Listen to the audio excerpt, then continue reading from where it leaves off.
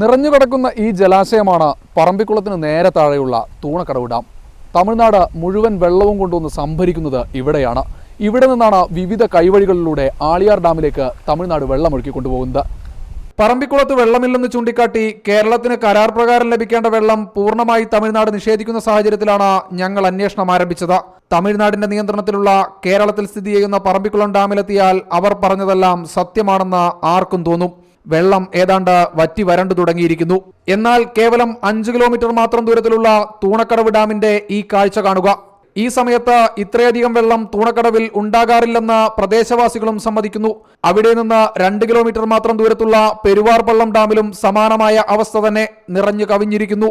പറമ്പിക്കുളത്തെ വെള്ളം മുഴുവൻ ഊറ്റിയെടുത്ത് തൂണക്കടവിലും പെരുവാർപള്ളത്തും തമിഴ്നാട് ഇറിഗേഷൻ വകുപ്പ് സംഭരിച്ചിരിക്കുകയാണ്.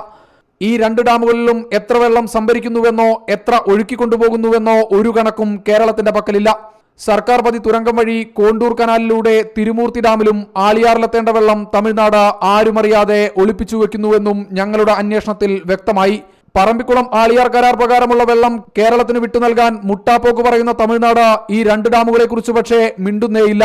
30 വർഷം മുൻപ് പുതുക്കേണ്ട കരാർ നീട്ടിക്കൊണ്ടുപോയി കേരളത്തിലെ സർക്കാരുകളും ഉദ്യോഗസ്ഥരും ഈ ജലചൂഷണത്തിന് ഒത്താശ ചെയ്യുകയാണ് ഇവിടെ.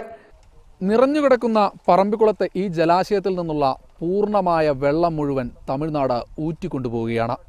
ആളിയാർ ഡാമിന് ഷട്ടറിടുമ്പോഴും ഈ ജലമുറ്റൽ ഇവിടെ തുടരുകയാണ്.